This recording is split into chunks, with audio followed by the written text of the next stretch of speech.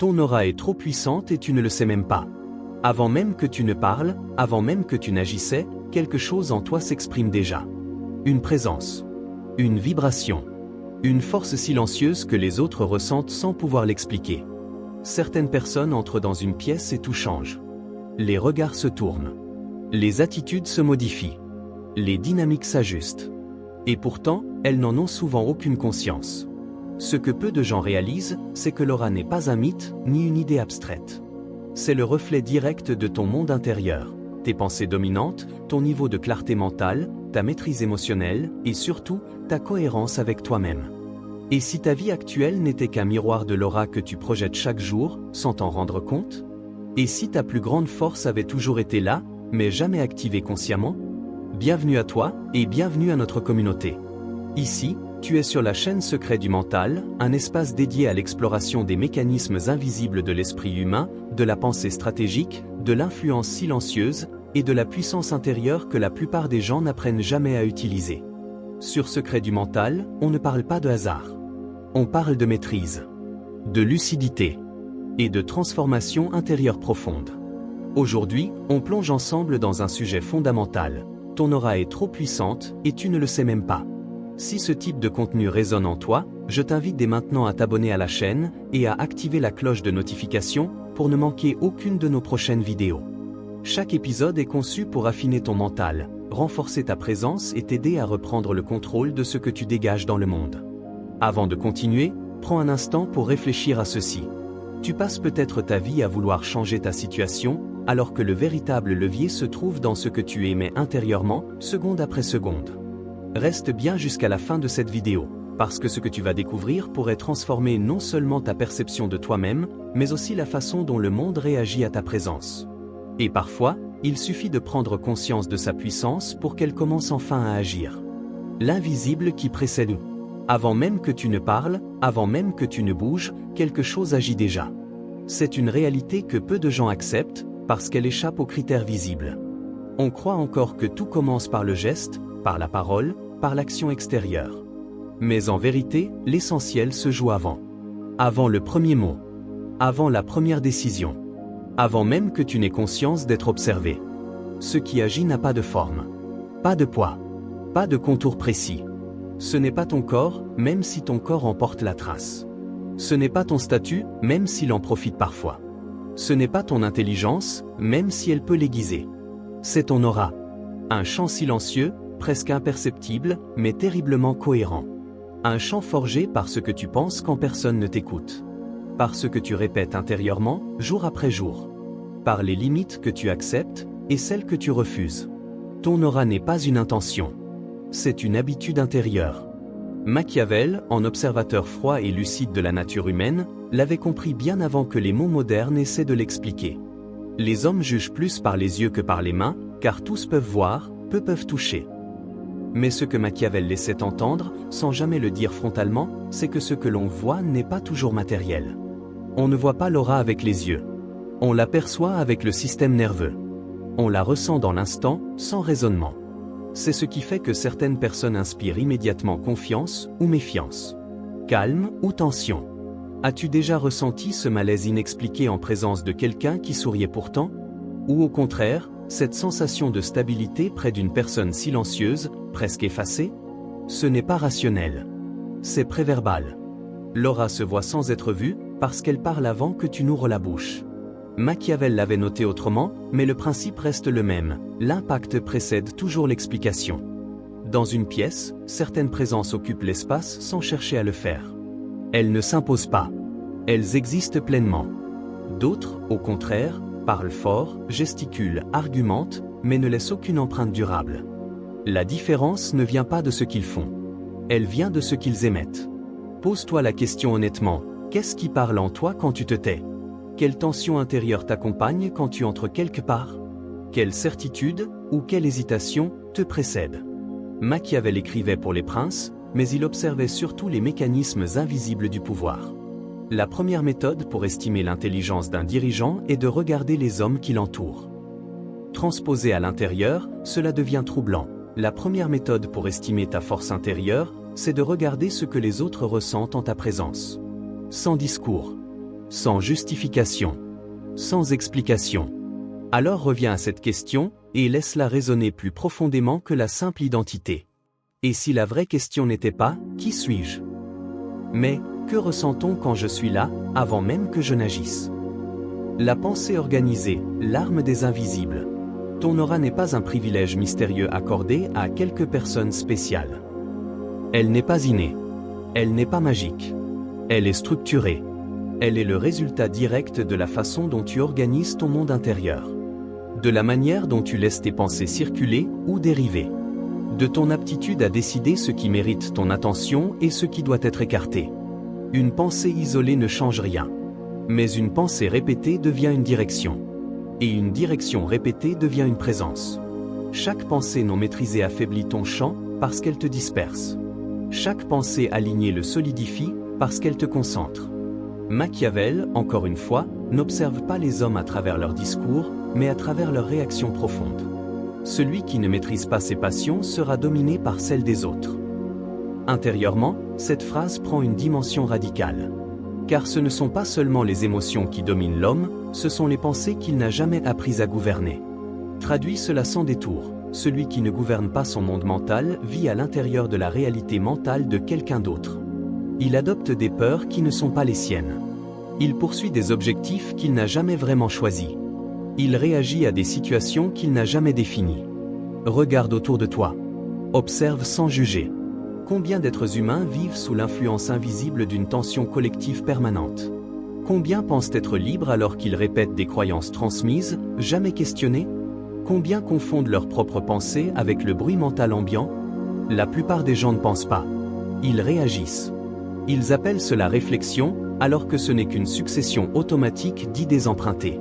Machiavel savait que le vrai pouvoir ne s'exerce jamais dans le chaos intérieur. Il écrivait « Là où manque l'ordre, la confusion domine ». Appliqué au mental, cela devient une loi implacable. Un esprit désorganisé ne peut projeter qu'une aura instable. Et une aura instable est immédiatement perçue. Même si personne ne sait l'expliquer. C'est pour cela que certaines personnes semblent influencées en permanence. Elles absorbent les émotions des autres. Elles changent de posture selon l'environnement. Elles perdent leur centre dès que la pression augmente. Non pas parce qu'elles sont faibles, mais parce que leur pensée n'a jamais été structurée. Ton aura commencé à devenir puissante le jour précis où tu cesses de penser par défaut. Le jour où tu observes tes pensées comme un stratège observe le terrain. Le jour où tu décides consciemment ce qui mérite de rester et ce qui doit partir. Machiavel n'idéalise jamais la liberté. Il la construisait. Et intérieurement, la liberté commence par la sélection mentale. Alors prends un instant. Pas pour répondre rapidement, mais pour observer. Combien de pensées aujourd'hui étaient réellement les tiennes? Combien étaient des répétitions automatiques? Combien nourrissaient ta vision? Et combien la diluaient, lentement, silencieusement? Car tant que tes pensées ne t'appartiennent pas totalement, ton aura ne pourra jamais être pleinement la tienne. Le récit de l'homme qu'on ne pouvait pas briser. On raconte qu'il était là depuis toujours, et pourtant personne ne le voyait vraiment. Pas parce qu'il se cachait, mais parce qu'il ne cherchait pas à être remarqué. Il n'avait ni position dominante, ni voix imposante, ni gestes spectaculaires. Dans les réunions, il parlait peu. Souvent en dernier. Parfois pas du tout. Mais il observait. Il observait les réactions, les silences, les micro-tensions. Il notait ce que les autres disaient, et surtout ce qu'ils évitent de dire. On le sous-estimait naturellement. On confondait son calme avec de l'indécision. Son silence avec un manque d'ambition. Sa retenue avec une absence de force. Certains se permettaient même de se moquer. D'autres parlaient à sa place. Beaucoup ne se souvenaient même pas de sa présence une fois la pièce quittée. Et pourtant, quelque chose résistait en lui. Quelque chose que personne ne pouvait atteindre. Machiavel connaissait ce type d'homme. Il l'avait vu évoluer dans les cours, dans les cercles de pouvoir, dans l'ombre des figures dominantes. Ce n'est pas le titre qui honore l'homme, mais l'homme qui honore le titre. Cet homme-là n'attendait rien du monde extérieur. Il ne cherchait ni validation, ni reconnaissance immédiate. Son travail se faisait ailleurs. À l'intérieur. Chaque pensée était pesée. Chaque émotion est observée avant d'être exprimée. Chaque réaction est contenue, puis analysée. Il ne réagissait pas à chaud. Il laissait les autres s'exposer, s'épuiser, se dévoiler. Pendant que certains gaspillent leur énergie à prouver leur valeur, lui renforçait son axe intérieur. Un jour, sans annonce, sans rupture visible, quelque chose changea. Pas brutalement, pas spectaculairement. Les décisions commencèrent à passer par lui. Les regards se tournèrent dans sa direction, presque inconsciemment. Son avis, autrefois ignoré, devint attendu. Il n'avait pas changé de ton, pas changé de posture, pas changé de comportement apparent.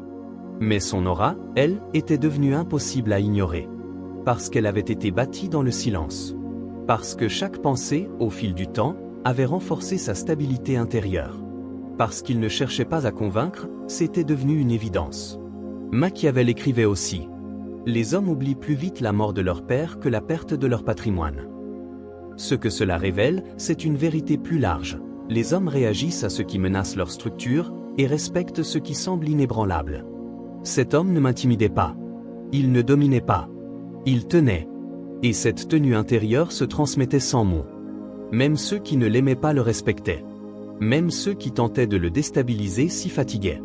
Parce qu'il n'y avait rien à briser. Pas d'ego exposé. Pas besoin de prouver. Pas de dépendance au regard extérieur.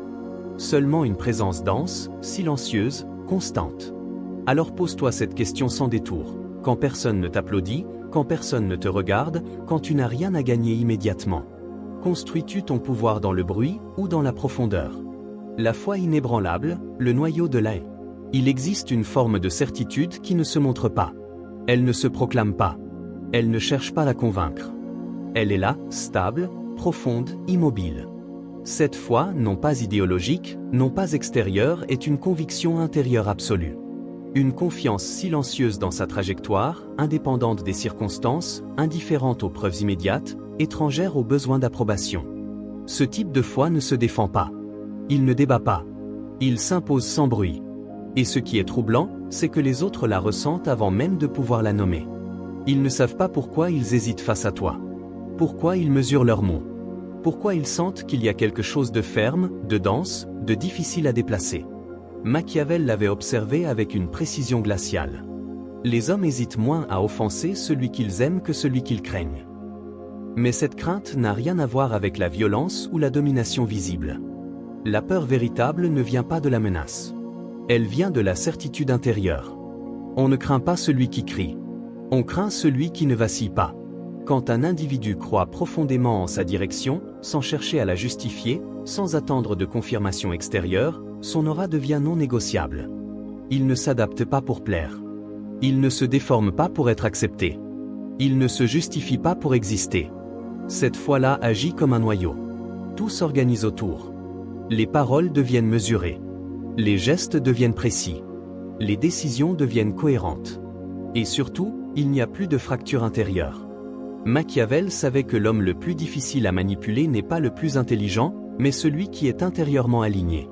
Car comment influencer quelqu'un qui ne doute pas de sa direction, même dans le silence, même dans l'adversité, même dans l'incompréhension?